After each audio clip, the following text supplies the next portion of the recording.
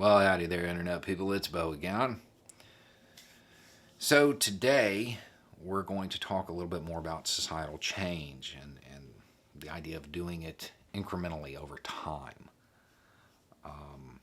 We talk a lot on this channel about how to change society, to change the world, you don't need to change the law, you have to change thought, the way people think. And then you don't need the law if you do it that way. Had a question somebody asked about, well, how exactly does this happen? First, things do not happen. Things are made to happen.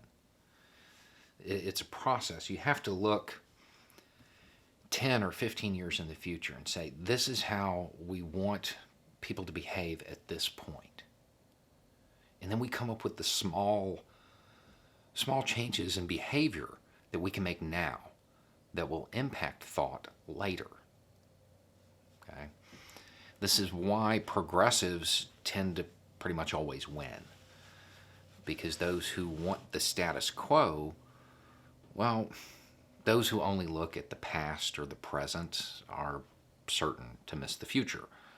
They're concerned about controlling now, and they're looking to the past with nostalgia, whereas progressives tend to want to shape the future a little bit more. So you come up with your little behavior, okay?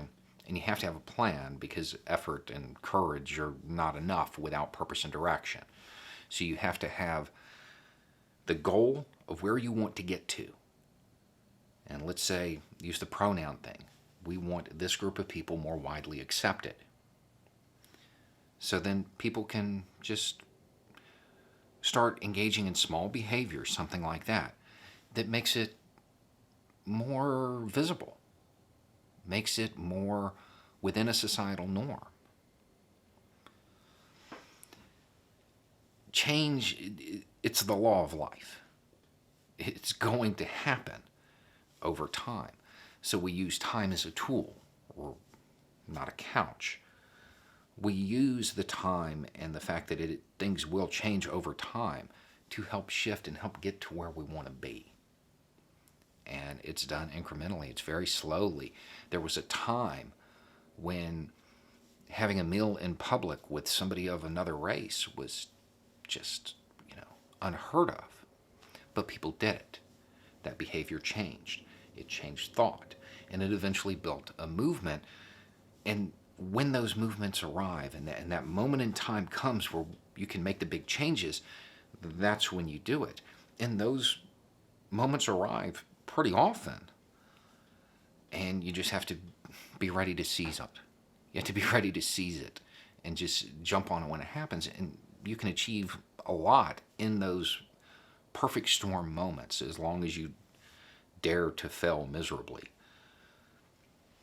But in the meantime, when we're not in one of those perfect moments, when there can be a lot of societal change at one time, like the 1960s, for example, we have to acknowledge that moving to where we want to be, moving to that better world where we have that deep systemic change, is a daily, weekly, monthly process that is gradually changing opinions, slowly eroding old barriers, and quietly building those new structures.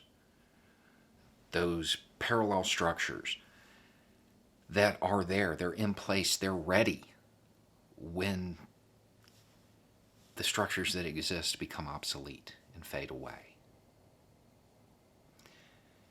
It could be a community garden today, a community network. Y'all knew I was going to say that. And that's how you can shape things that are realistically probably going to occur after you're gone. And as we do this, we have to understand that we're building towards something that is going to occur after we're gone, which means our progress in this little goal can be no swifter than our progress in education, because those who come after us have to share the same values or be more progressive. They have to be willing to pick up where we left off.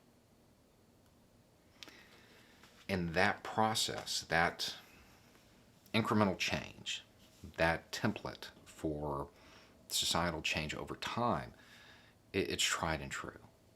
It works. It's how we got here in the good aspects, and it's how we can get there and get away from the bad aspects. Now, I want to point out this is filmed and going to be released on November 22nd. And with that in mind, I'd like to say that a nation reveals itself not only by the men it produces, but also by the men it honors, the men it remembers. Anyway, it's just a thought. Y'all have a good day.